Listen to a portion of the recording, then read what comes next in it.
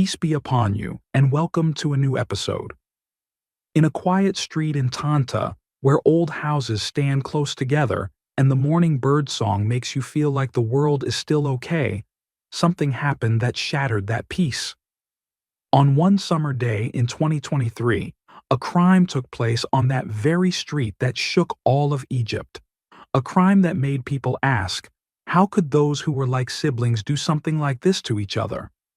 Today, we're going to tell the story of Farah Muhammad, a 16-year-old girl who dreamed like any girl her age, but whose dream was cut short in the most brutal way.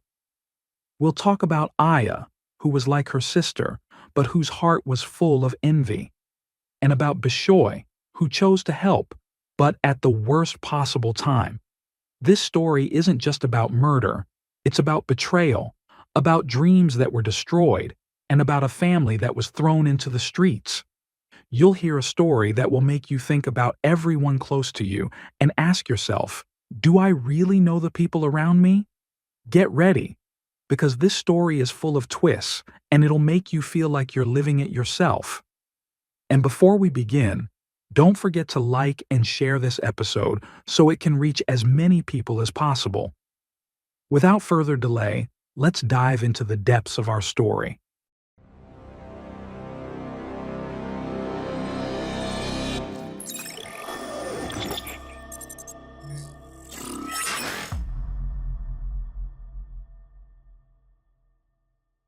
On El Gala Street in the heart of Tanta, Egypt, Farah Muhammad was living her life like any other girl her age. A 16-year-old high school student in her second year, she always had her long hair tied back with a colorful hair tie and wore a smile on her face despite everything she had been through. Farah was an only child with no siblings, and her parents had separated when she was very young. Her father, who no one knew the whereabouts of, had divorced her mother years ago and disappeared, as if the world had swallowed him up. Farah herself once said that she didn't even know what he looked like, or even his full name. Imagine a teenage girl supposed to be chasing her dreams, yet she didn't even know who her father was. Her mother, who meant the world to her, was the one who raised her and fought to give her a decent life. She worked day and night, trying to provide Farah with food, clothing, and school expenses. But life wasn't kind to her. Farah's mother was drowning in debt. Tanta is a big city, and living there isn't cheap. She had to pay rent, buy groceries, and try to make sure Farah didn't feel like she was missing out on anything. But the debts kept piling up, and Farah's mother had to sign checks just to keep going. Unfortunately, when she couldn't repay the money, those holding the checks filed legal cases against her. Those cases ended with her being sentenced to prison, and she actually went to jail. Farah was just 12 years old at the time. A girl just starting middle school, suddenly watching her entire world fall apart as her mother, the only constant in her life, was sent to prison, leaving her all alone. From that day on, Farah's life was turned upside down.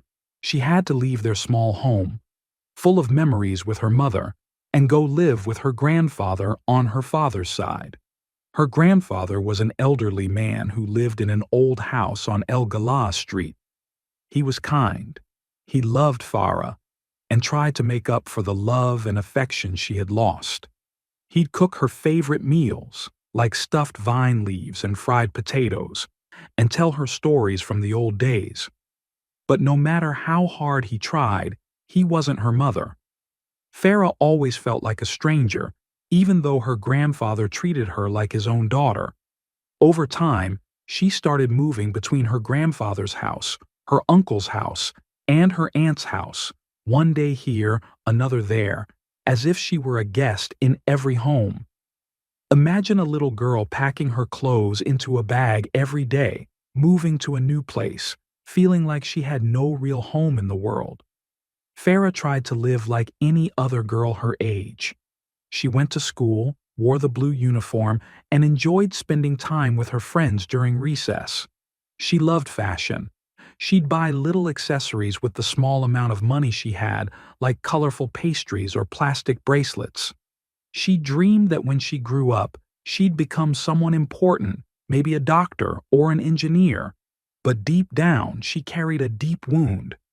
Every time she heard her mother's voice on the phone from prison, she would cry and ask, "When are you coming out, Mama?" Her mother would try to comfort her, saying, "Soon, Farah. I'll be out and we'll live together again." But the years went by, and Farah felt that hope was slowly slipping away. In the middle of all that pain, Farah met a girl named Aya, her neighbor on El Gala Street.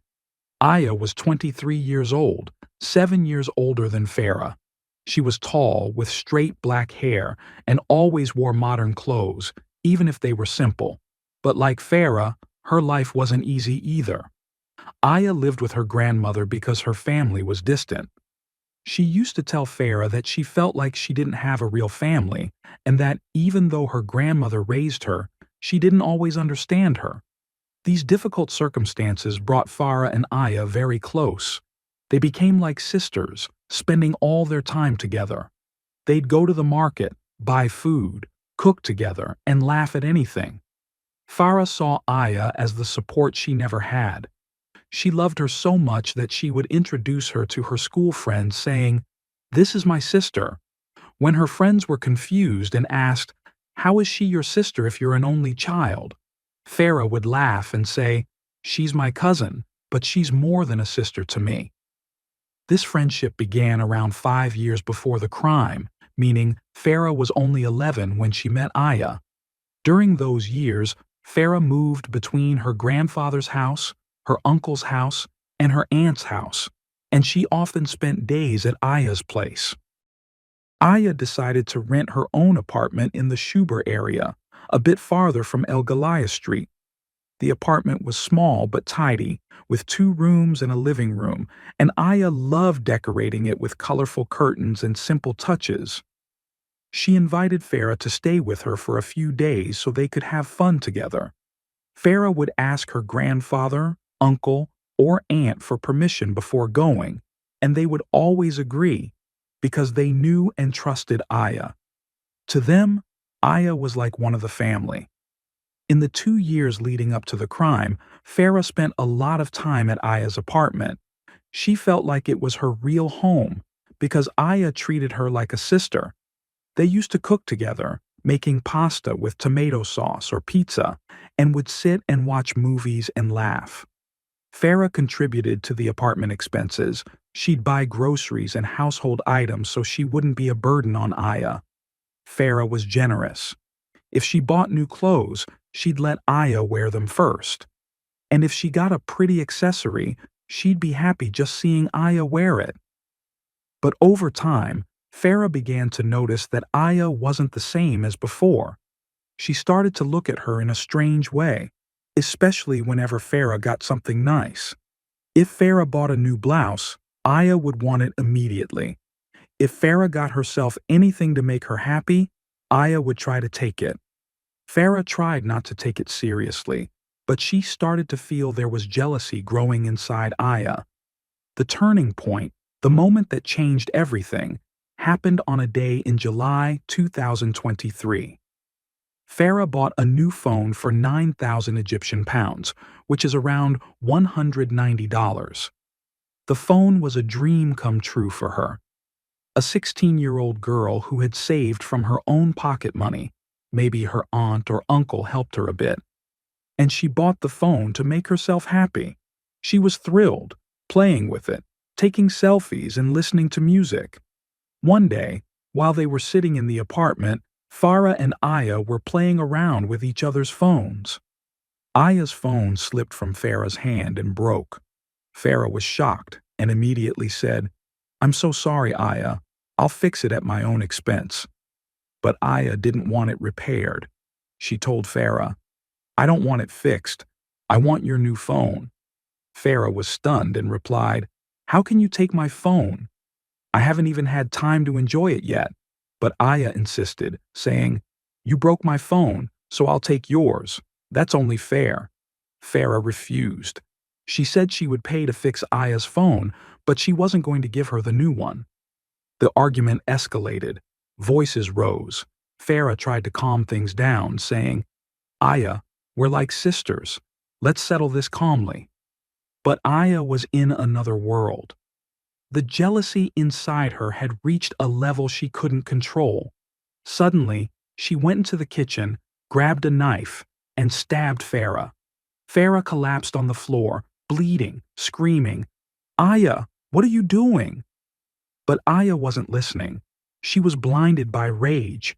And when she saw Farah on the ground, instead of being scared or trying to save her, she decided to run. She left Farah in the apartment and fled outside. Farah's body remained in the apartment for 3 days, in the peak of summer, and the heat made the smell spread quickly. The neighbors started to notice a foul odor coming from Aya's apartment. At first, they thought it was garbage or something that had rotted, but the smell intensified. So they called the landlord, Bishoy Ibrahim, and told him there was a problem. Bishoy, a 25-year-old clothing trader, called Aya and told her, "The neighbors are complaining about a bad smell coming from the apartment. You need to go and check what's going on." Aya returned to the apartment at dawn, around 5 a.m. When she opened the door, the smell was unbearable. Farah's body was in an advanced state of decomposition, and blood covered the floor. Aya panicked. She didn't know what to do. She felt that if she left the body as it was, she would be exposed and thrown in jail. So she decided to call Bishoy, crying on the phone, and told him that she had acted in self-defense, that Farah had tried to attack her. Bishoy, instead of reporting it to the police, decided to help her. No one knows exactly why. Maybe he believed her, or maybe there was a relationship between them, as people would later claim.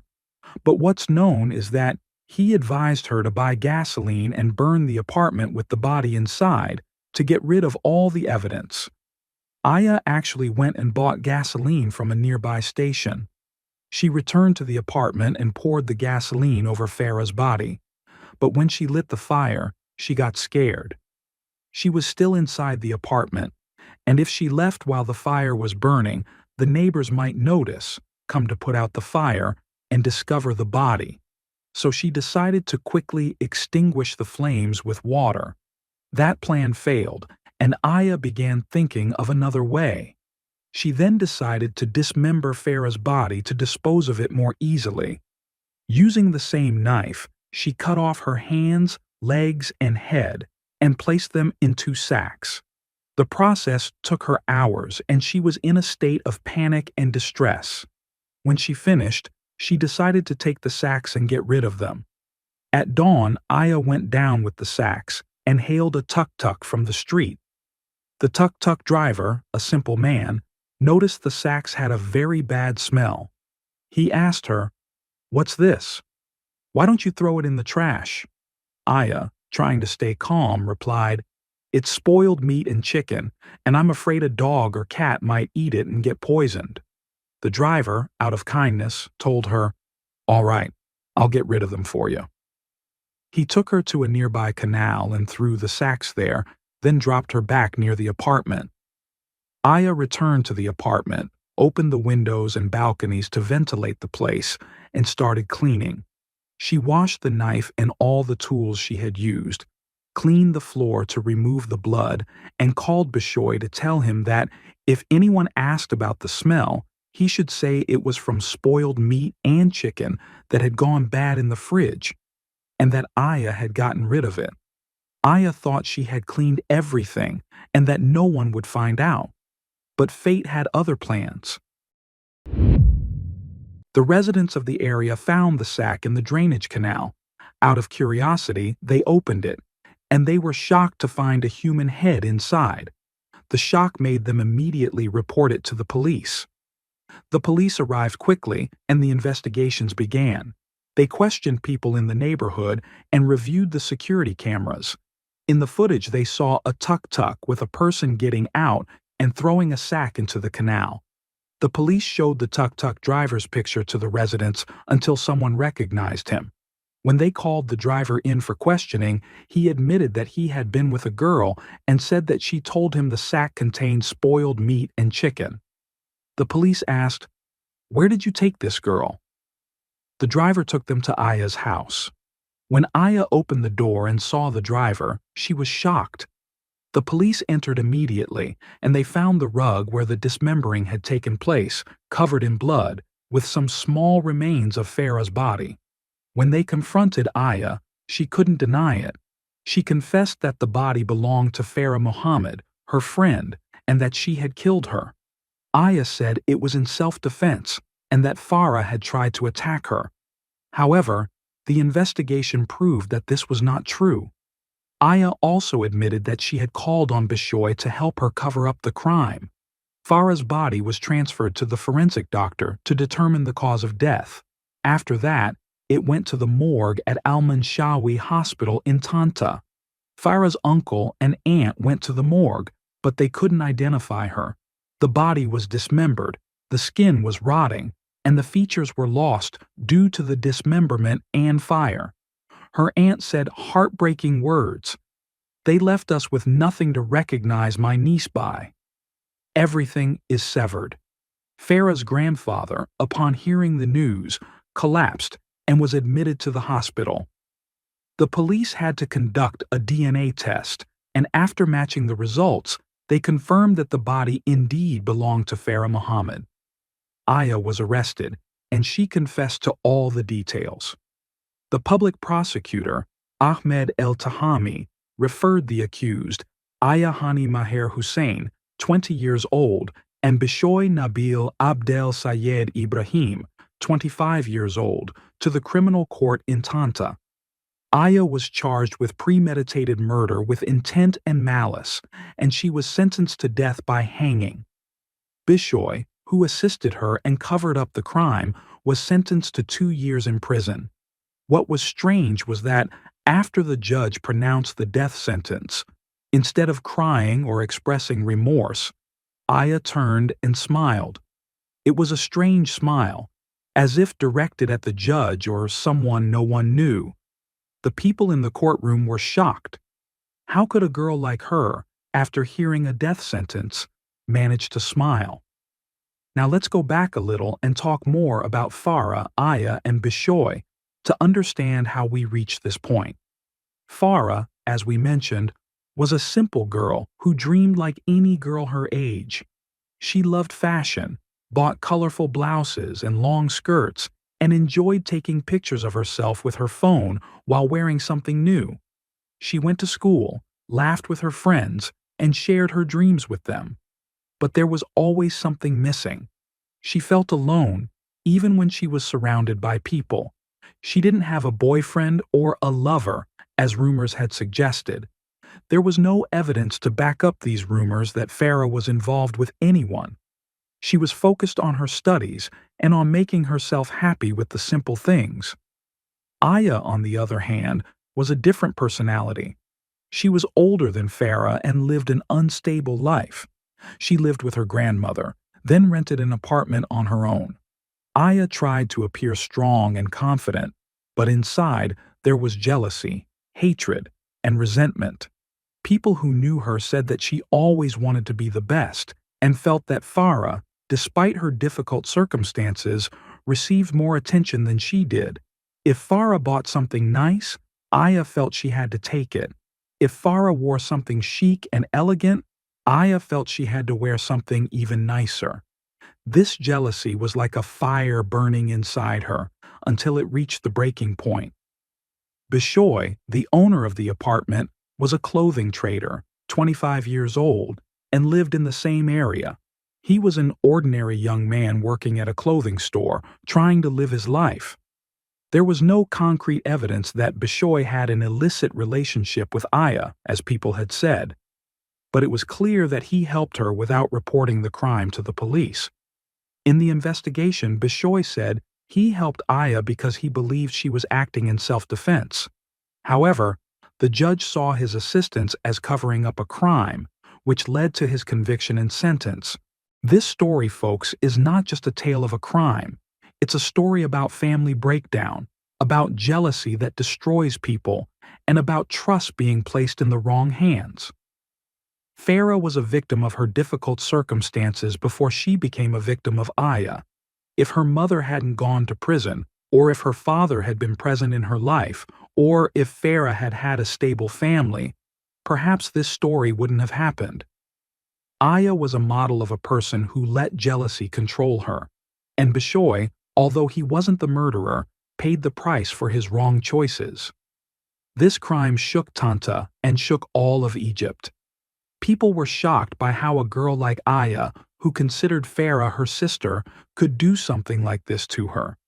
People were affected by the situation of Farah's aunt and uncle, who couldn't recognize her body, and her grandfather, who was hospitalized from the shock. This story made many people reflect on the importance of family and the danger of blind trust in others.